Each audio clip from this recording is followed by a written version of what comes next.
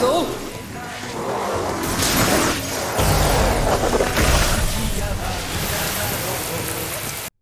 Where do I even begin with this one?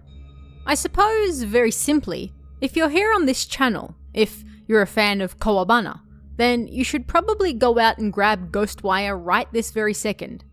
This is a game you'll want to play. Let's dive in and check out why. So, Ghostwire Tokyo was officially released on March 25th, 2022. It's console exclusive to PlayStation 5, for now, but it's also available on PC, which is probably where most people will be playing it right now because, sadly, PS5s are still really hard to get. Thankfully, we have one in this household, and that's how we played the game. I have heard the PC experience has its issues, but being that I haven't played it on PC, I can't comment on that. If you're a PC player, please let us know in the comments how it runs for you.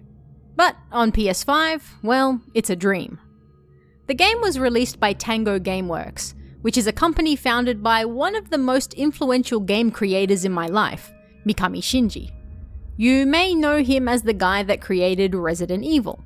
But Mikami only worked as a producer on this game, and it was directed by, at least from what I can tell, a relative newcomer to the director's seat, Kimura Kenji. And if you played Tango's earlier Evil Within series, you'll certainly feel right at home at parts that seem almost directly ripped from that game's eclectic sensibilities. But what is Ghostwire Tokyo about? Why should you play it if you're a Kawabana fan? The game revolves around a young man by the name of Akito, who wakes up and finds that pretty much everyone in Tokyo has vanished. Spooky. But he also finds a passenger on board, so to speak, as a spirit by the name of KK has tried to take control of his body as he was passed out, thinking that he was dead. The two begrudgingly decide to work together to unravel what's going on, why everyone from Tokyo has disappeared, and why there are creepy monsters lurking around town collecting spirits. As it turns out, a man in a Hanya mask, who simply goes by the name Hanya, convenient that, is behind all this to complete some type of ritual, and he kidnaps Akito's ill sister Muddy to complete it. Thus, the name of the game is to stop Hanya and his minions from stealing the rest of the souls in Tokyo and save his sister at the same time. That's about as deep as it gets, really, and to be honest, the main plot isn't that involved. It's not awful, and I even cried at the end. But as far as the main story goes, that's really all there is to it. For me, the main story wasn't the main attraction though. If anything, it's a basic setup to give us a really neat world to explore and play around in, and it's the side stories that you will undoubtedly enjoy the most if you're a fan of Japanese horror. Now, let's get this out of the way first. This isn't a horror game. Not in the slightest. This is a first-person shooter with some open-world elements.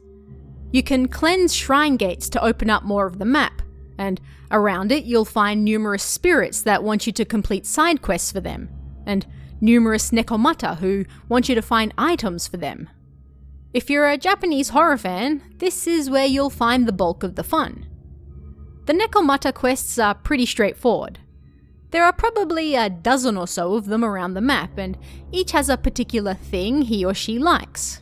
For example, there's an occult nekomata, who likes occult objects, a Japanophile nekomata, who likes traditional Japanese objects, etc. If you find one of these items while exploring, then you can bring it back to the adorable kitty for a reward. Bringing back a certain number of items to each nekomata will also unlock music tracks, costumes, and pay quite a bit of money. But the best part is that while these are simple fetch quests, yes, the items alone are intriguing enough that it adds an extra layer of interest to the job. For example, some of the items you can find for the occult nekomata include a cursed tape and Hanako-san's knife, which you can find in the third stall of the toilets. Also, the tape might be cursed, and also the text you're reading might be cursed. Every item comes with a healthy explanation of what it is, a little history, and other fun tidbits. Whoever worked on the items really did a lot of research, and you will learn a lot while picking things up. There is a lot of obscure information in there, and that alone is fun. It's great to randomly find an item and then open up the menu screen to learn something about it. And if you're worried about finding so many tiny items on a rather large map, you can even select the item on the Nekomata's menu and it will highlight a circle on the map where you can find it. Easy. But as fun as the items are to learn about, the real gold in this game is the side quests. Forget the main story, it's really not that big. The fun is in the side quests, and as a Japanese horror fan, you're going to get your fill and then some. Again, they really knew what they were doing here, and you'll find not only some classics, but some fringe stuff that only hardcore Japanese horror fans are likely to know about as well. My favourite side quest undoubtedly had to be finding the Phantom train station. And yes, you know exactly what one I'm talking about. The station signs show just enough of the name that if you know what it is, you can make it out. But for the majority of general players, they're unlikely to know the significance of it, and that's a bit of a pity. There's also a great side quest involving an occult YouTuber, which was hilarious. Others that see you pulled into varying environments to fight the ghosts haunting a place, and another one that stood out to me in particular was one that seemed to be a riff on the Shichinin Misaki, a group of 7 ghosts that are unable to move on until they kill someone to take their place. Again, you can understand these stories just fine without knowing the history or details behind them, but if you do, then you're in for a real treat to find them. Then, of course, we have the enemies. For the most part, the enemies in this game are original creations, but the thought process that went behind them is really interesting. The first time you fight an enemy, you'll get a database entry that tells you about them, and they're generally created because of the stress and pressures they had in real life. You have high school students crumbling under the pressure of exams, men who are crushed by the mind-numbing and stressful natures of their jobs, women who are forced to endure society's expectations of them and their physical appearance, etc., etc.